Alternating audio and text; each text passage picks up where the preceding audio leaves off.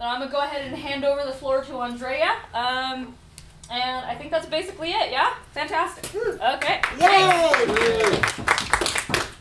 Hi, everyone. I'm going to stand just for a minute, and then maybe we'll do Q&A. So I am Representative-elect Andrea Romero. I am born and raised here in New Mexico. Grew up in Santa Fe and the northern part of House District 46, which is essentially northwest Santa Fe, so kind of rail yard area, all of the West Alameda, Agua Fria area on the right side of the road. And then basically stops at Siler, but we get all of 599 area, Las Campanas, Aldea, and then it juts across the highway before the opera into the village of Tesuque Pueblo, shoots up north into the Pojoaque Valley, all of the villages in there from Nambe to Jacona, into San Ildefonso Pueblo, and then we follow the county line into the city of Espanola, and then all the way across through Chimayo, Arroyo Seco to Rio Chiquito. So I grew up in Chimayo and Espanola. When my parents split up when I was 10, we moved in with my aunts up north. And basically my mom, you know, as a single mom, now having been a stay-at-home mom, was, you know, raising my brother and I, and we were back and forth to Santa Fe where my dad stayed. So I went to the Santa Fe Public Schools, Pinon, Captcha, Santa Fe High, graduated, went off to Stanford, where I studied political science with a focus in international development, and ended up in Mozambique, Africa. I worked there doing sustainable farming and water harvesting after writing a thesis in economics and public policy that informed that project. And then sort of had like an early career in food security, and then ended up in DC working for the International Food Policy Research Institute. And after growing food, and I don't know if any of you are farmers, and you know, you're every single day working in chicken manure and seeing the fruits of your labor, I really missed it, and decided to come back to New Mexico solely to start working with, from the ground up, startup businesses and small businesses growing there. So I've been doing that since 2012 and do business development consulting, run an accelerator here in Santa Fe, helping small businesses. It's called BizMix. That will probably end at the first of the month, since I'm transitioning out of anything government funded to be able to serve in the legislature. So I just work with now private clients that are starting up, and then figuring out how you legislate with no income, and 60 days of that. We'll see how it goes. And then, you know, what comes next. So as a freshman legislator, first time candidate, first time anything, we know how our state has sort of gone on a trajectory for the past 8 years.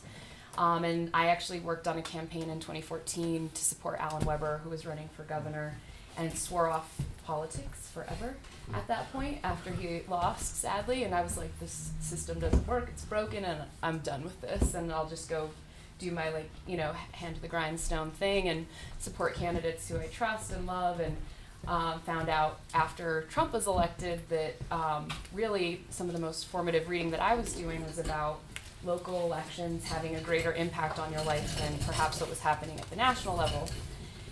And I was like, wow, I've been, you know, voting and electing all these my local electeds, and I know some of them, and but not all of them, and found that you know, my sitting legislator had been taking votes that I really didn't believe in.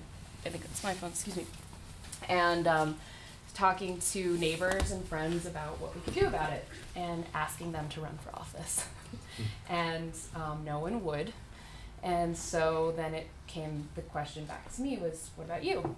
What are you doing about it? And after having many of those conversations, decided to go ahead and do it myself. And here we are today, after a very, very tough primary and general election. I'm so fortunate to have the honor of serving in our legislature and getting to know what we call drinking from a fire hose, and getting ready for about, you know, 30 to, you know, 45 days before you go and serve in the legislature. You're supposed to show up and then be ready to go after an election where we can't pre-file bills after you've been elected. You don't even know what committees you're going to sit on. You just show up to the job on January 15th and then they give you all of the instructions on how to do it. And so we've had a couple days of orientation, but really it's such a new world. And thankfully there's 20 new legislators coming into the House. For the first time ever, the Democratic side has a parity, gender parity with men. Women and men are 50-50 in the House. There are 46 Democrats serving on the House side to 24 Republicans, so that's a very healthy majority for us to really think about what we can do to send to the Senate. And I know a lot of senators are seeing how the House has changed so progressively, and are going to be thinking more wisely about their votes on the Senate side, where we tend to see more conservatism and more conservative votes there. So you guys actually, so we've been doing all of these different meetings with different communities, counties, cities, special interest groups in healthcare, in roads, I mean, you name it. So, to have like a legislative meeting with those that represent in those areas on the Senate and House side, and they present their interests and priorities, whether it's money or other things that we can invest in our time, and bills that we could potentially sponsor. Your list of priorities was so awesome because it's questions that we're asking and the things that you're really curious about going into the legislature, things that I'm so excited to be able to support, and we'll address any of those interests. So some of the things that I'm looking at going into the legislative session, and of course we can't pre-file bills, and I don't know if you've seen the over 200 bills that have already been pre-filed. Many of those I'm hoping that we can continue to support, but we won't be able to file anything until the 15th. So we've got to get that together. Does that mean fresh people can't pre-file? Right. Yeah, right, but the other people can. Right. Okay. So a lot of it for me is being able to see that list and then being able to reach out to, on the Senate side for the most part, and the House side about, how can we help support some of these initiatives. And you guys hit some of the nails on the head about, I think when we're talking about the House, at least in the House Democrats, many of our priorities are dealing in education, in, looking at how we can do substantial tax reform, and so on and so forth, some of the more systemic issues that we have in our state that we're really trying to address. Fortunately, everybody has had these passion projects for at least 8 years. Some of them have been in there forever, and their bills haven't seen the light of day. So thankfully that some of the big picture items on education, tax reform, and stabilization, looking at how we're going to be able to fund our state sustainably, and then having an injection of over $1 billion to spend in this coming session is the first time in about 15 years that the state has had a surplus, and something that is so vast right now that we can actually start investing purposefully in our state, which is so exciting. There's also this new innovation that has been decided by our Senate and House majority of this concept of a rocket docket. So that means that four legislators in each chamber. So we have 2 Republicans and 2 Democrats on each side of the bicameral legislature. We have basically a committee of 8 that will review from the past, I think, 3 to 5 years, anything that passed almost unanimously with anything that had more or with no less than 4 votes against the legislation on either side of the chambers, will essentially be evaluated by this committee, and then will go straight to the governor after being only sent to 1 committee, because these pieces of legislation were already previously passed and then vetoed by Governor Martinez, and there was bipartisan support. They clearly went through both of the chambers and then were subsequently vetoed. And so the idea is get this committee to take another look at these pieces of legislation if they haven't really changed, and they go through a committee and they still have support. They'll basically be rocketed straight to the governor, and that should happen within about 3 weeks. So it'll feel very good to get some of those things to the governor right away. So that's a great sort of innovation, I think, for what we're hoping to achieve immediately. We're also looking at sort of cutting down some of what traditionally happens in a 60-day session is a lot of, feel-good sort of resolutions where a lot of people are recognized for unlimited amounts of time on the floor. And with 8 years of sort of backlog, we're hoping to maybe set some timers on those things and sort of, limit that. And we've, as freshmen, have been asked, like, please don't file any resolutions that are, we can recognize anyone in so many different ways, and there's certificates and other things. So how can we cut down time where we can focus on some of the bigger pieces of legislation coming through?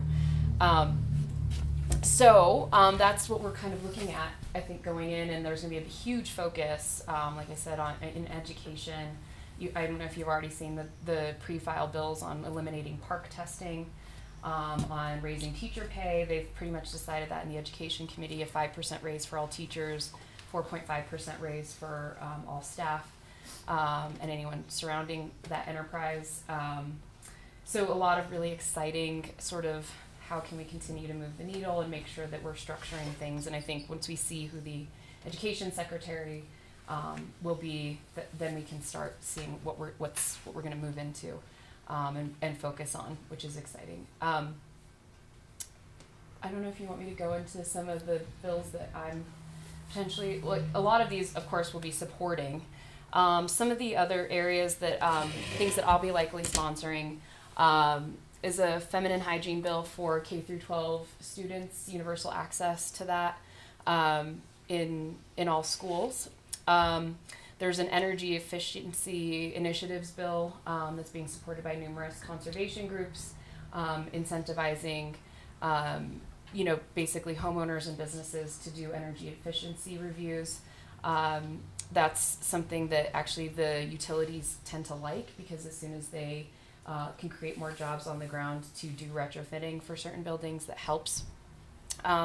Your HSA bill, I do have, so that was something that we were talking about, the Health Security Act. I'll be sponsoring that on the House side with Senator Cisneros.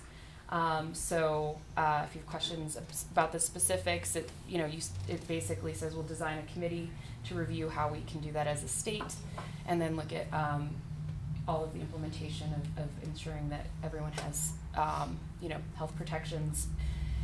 There's another bill that I'll be sponsoring that my predecessor had killed in committee previously.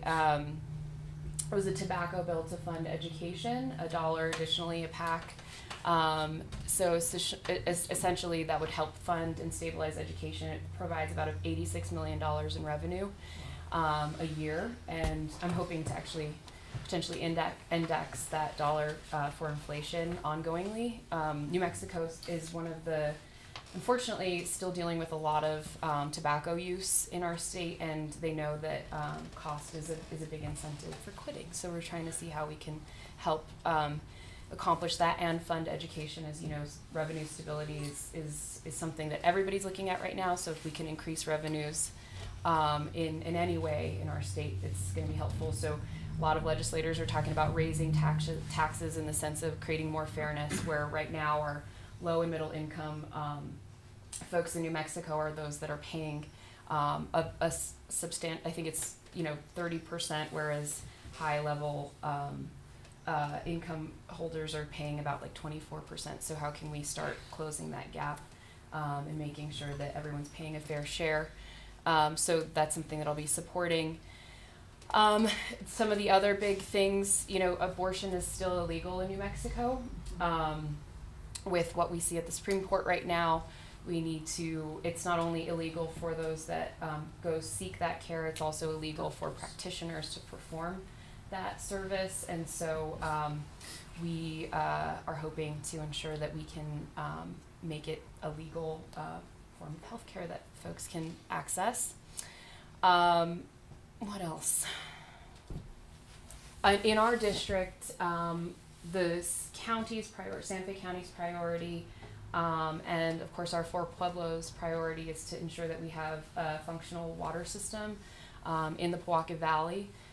So we'll be funding that initiative. There's been generational inaccess to clean water. There's high levels of nitrates currently due to essentially no oversight over not only wells but septic tanks in the Poaka Valley, and so this regional water system will create generational access to clean water, and it's mostly funded by the federal government, and it's a no-debt project for the county and for the Pueblos. So everything that the state can put in essentially gets matched at like a fourfold, maybe even more so than that fund that basically ensures that we can set that up.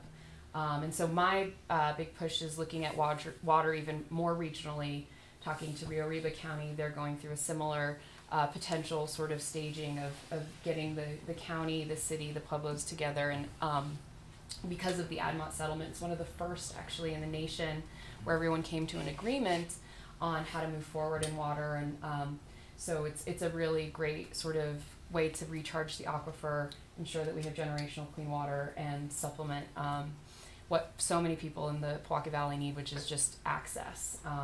My family's on a very corrosive well.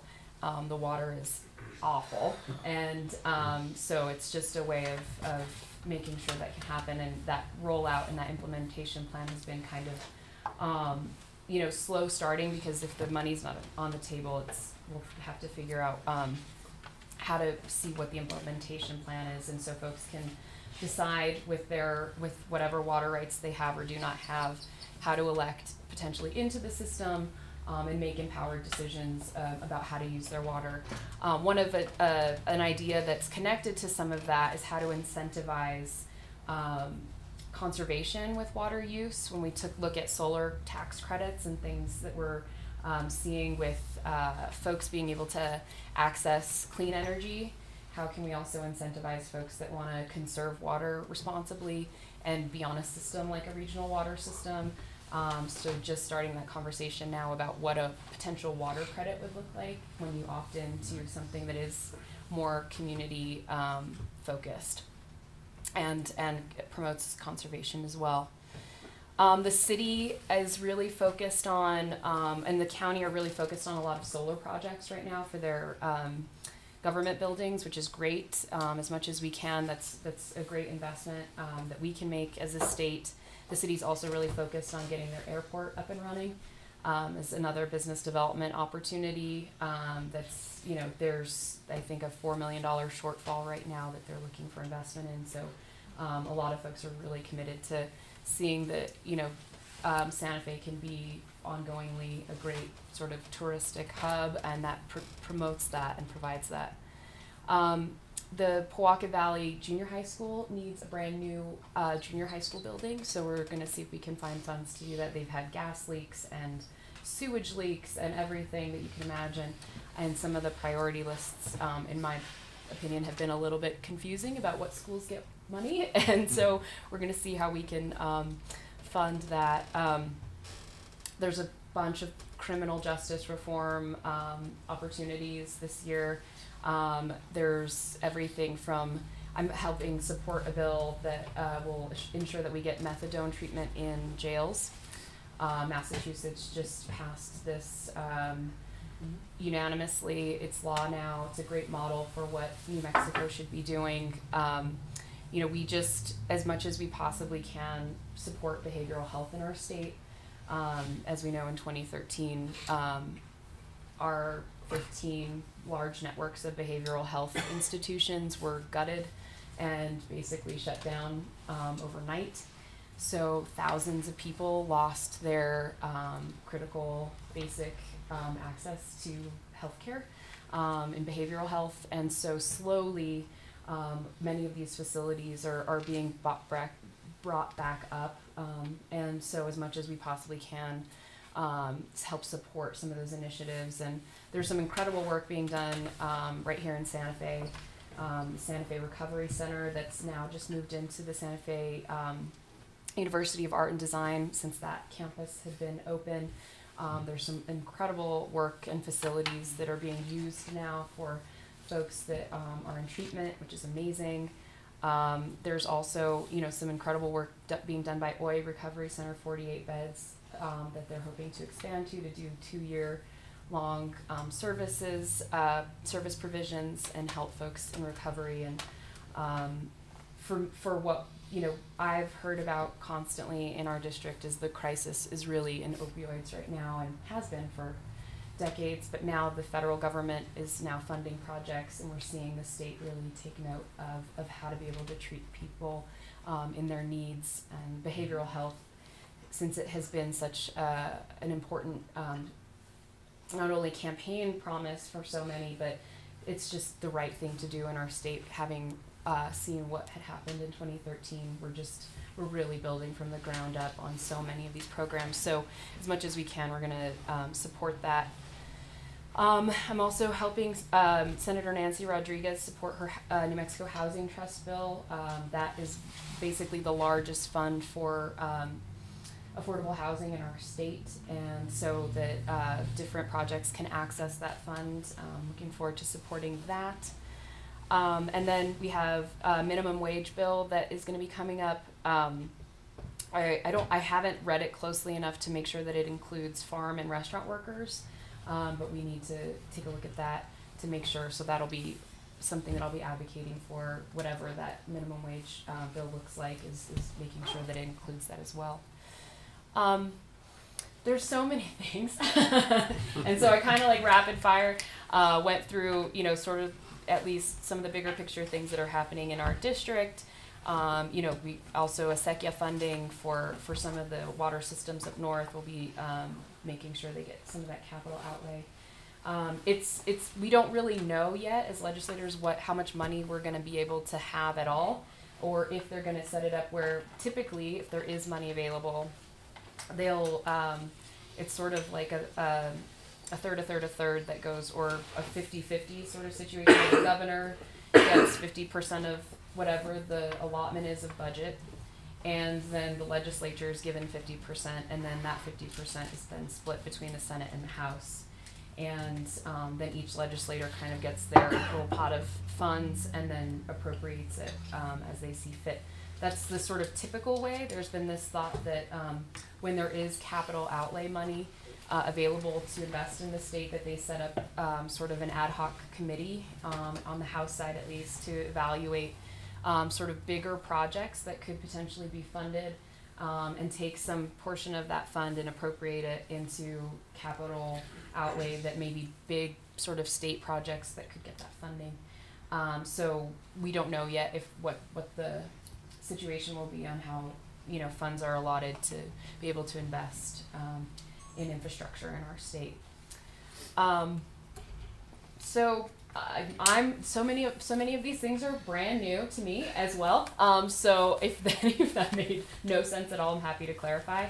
But I guess if I can take questions or hear about what issues are important to you and want to what that you might want to discuss. And again, I just want to say thank you for taking the time on your Sunday to talk about these issues. It's so awesome to see so many people that are so involved and committed to seeing what we can do with our state, and it's such an amazing feeling to walk into a room with so many people that are excited about what's going to happen in the legislature and in our political system, and how we're actually seeing victories, small victories and even big ones about where we're headed. And so it's all very exciting for me, and again, it's an honor to be able to serve in this capacity. So I just want to say thank you for coming.